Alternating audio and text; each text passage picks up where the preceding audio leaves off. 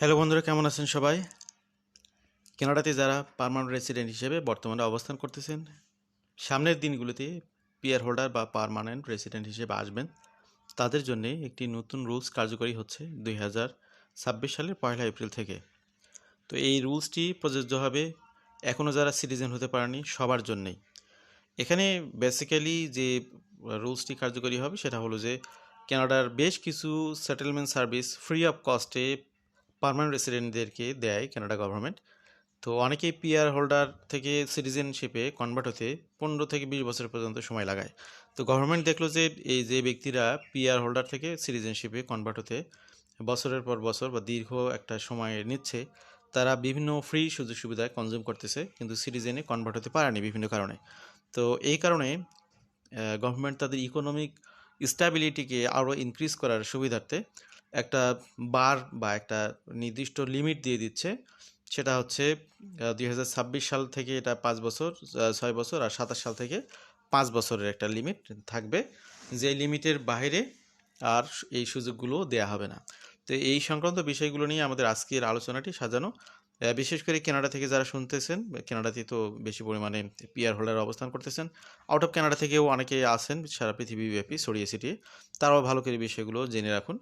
এখানে গভর্নমেন্টের যে ফ্রি সেটেলমেন্ট সার্ভিস ফ্যাসিলিটিস, বিভিন্ন ধরনের সার্ভিসগুলো আপনাদেরকে দেওয়া হচ্ছিল, সেগুলোর একটা লাগাম টেনে ধরা হবে 1 এপ্রিল থেকে। নিউ কানাডা স্ট্রিক্টার নিউ কামার services rules effective April 1। Immigration, Refugee and Citizenship Canada has just announced significant changes to settlement service eligibility for economic class permanent residents. তো এখানে একটা বিষয় বলে রাখি, সেটা হলো যে কানাডার সকল পিআররাই কিন্তু এই ক্যাটাগরিতে পড়তেছেন না। যারা ইকোনমিক ক্লাস প্রোগ্রামের মাধ্যমে কানাডাতে পিআর হোল্ডার হিসেবে অবস্থান করতেছেন বা আসবেন, তাদের জন্য এটা প্রযোজ্য হবে।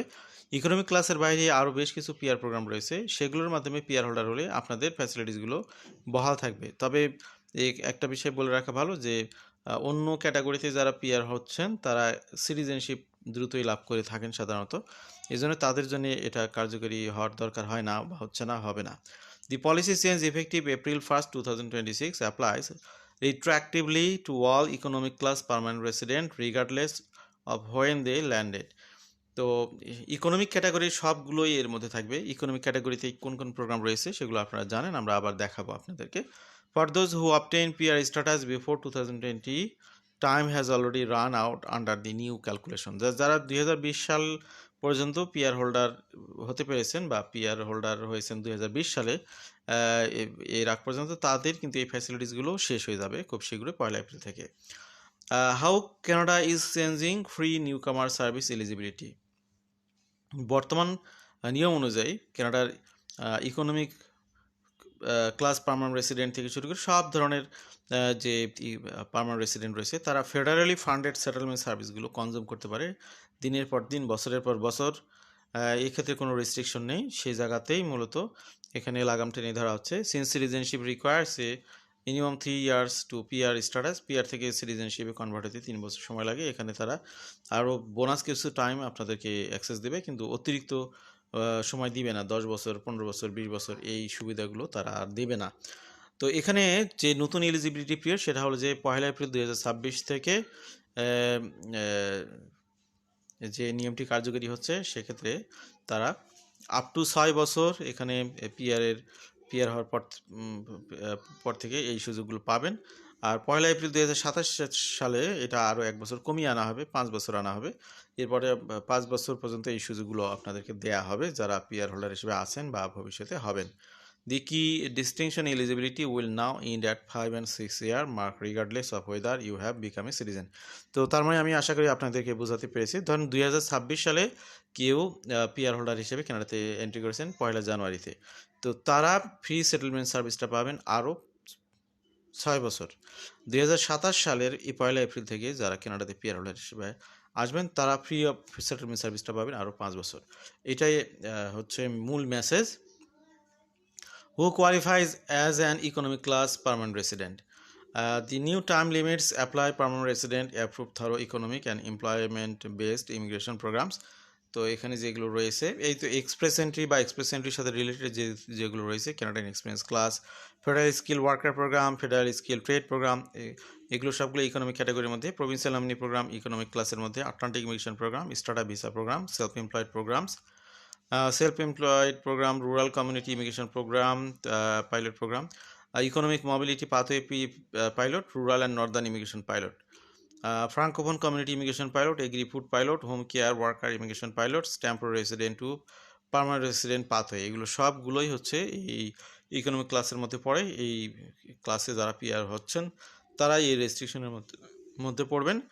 সিনারিও এক, ধরুন যে কেউ 2020 সালের 1 এপ্রিলের আগে কানাডার পিআর হোল্ডার হয়েছেন, তো 2026 সালে 1 এপ্রিলে তার 6 বছর পূর্ণ হয়ে যাবে, এই জন্য এই ব্যক্তি আর কোনো ফ্রি সেটেলমেন্ট সার্ভিস পাবেন না। সিনারিও 2, কোনো একজন ব্যক্তি 2020 সালের 2 এপ্রিল থেকে 31 মার্চ 2027 সালের মধ্যে পিআর হোল্ডার হয়েছেন, তাদের জন্য কী হবে? You have 6 years from your PR date. IRCC calculates eligibility the end of month obtaining your anniversary, অর্থাৎ 2027 31 মার্চে আগ পর্যন্ত যারা পিআর হবেন তারা 6 বছর ফ্রি অফ কস্টে সেটেলমেন্ট সার্ভিসগুলো পাবেন। সিনারিও 3, সেটা হলো যে কেউ যদি 1 এপ্রিল 2027 পরে পিআর হোল্ডার হন, তাহলে তাকে পরবর্তীতে 5 বছর ফ্রি অফ কস্টে সেটেলমেন্ট সার্ভিসগুলো দেওয়া হবে। তো এখানে অনেক কিছু যে হারিয়ে ফেলতেছেন আপনারা তা কিন্তু না, আতঙ্কিত হওয়ার কিছু নাই। তো এখানে আপনি খুঁজে দেখুন আপনার পিআর হওয়ার ডেটটা আপনার সিওপিআর লেটারে মেনশন করা আছে। Become PR field under personal details, এখানে আপনি পাবেন। কেউ যদি সেটা না পান, কিভাবে এটা খুঁজে নেবেন? Check your IRCC online account for application records, look at your PR record, request immigration records, thorough access to immigration, contact IRCC directly for confirmation. যদি কেউ পিআরের ডেটটা মনে না রাখেন তাহলে তাদের জন্য ওগুলো অ্যাপ্লিকেবল। এবার আমরা আসি কোন কোন ক্লাসের জন্য এই রেস্ট্রিকশনটা কার্যকরী হবে না। যারা এখানে পিআর থেকে সিটিজেনের জন্য বা টিআর টেম্পোরারি রেসিডেন্ট থেকে পিআর হচ্ছেন বিভিন্নভাবে। তো এখানে family sponsorship, refugee settlement, Hong Kong resident in Canada, resettled Yazidis and survivors of Daesh, তারপরে foreign national who were in state care, Ukraine nationals with families in Canada, family-based program for Colombians, Haitians, and Venezuelans, families of flight PS752 victims, people affected by the conflict in Sudan, out of status construction workers in a greater Toronto area, এরা কিন্তু এই রেস্ট্রিকশনের মধ্যে পড়বে না। তো অনেক আছে নন permanent resident, PR না, কিন্তু এই সুযোগগুলো পেয়ে থাকেন গভর্নমেন্টের বিশেষ সুবিধার দেওয়ার কারণে। তারা কে protected person with approved asylum claims, Palestinians and their families who left Gaza on or after September 1st, 2023, the temporary residents in Atlantic Immigration Program, Francophone Community Immigration Pilot or Francophone Minority Communities Student Pilot, এরা কিন্তু এগুলো পাবেন। What services are affected? তো settlement service help newcomers integrate into Canadian society through economic, social and rural cultural support. These federally funded programs assist eligible individuals with job search assistance and employment preparation, language training and assessment, community connections and orientation, help overcoming barriers to integration. এই সার্ভিসগুলো সাধারণত free of কস্টে দেওয়া হয়ে থাকে। এবার আসি যে যাদের এই ফ্যাসিলিটিসগুলো ইন্ড হয়ে যাবে নির্দিষ্ট সময় পরে, তাদের কি পরিমাণে ক্ষয়ক্ষতি হবে বা কী ধরনের সুযোগ থেকে তারা বঞ্চিত হবে অ্যানুয়ালি।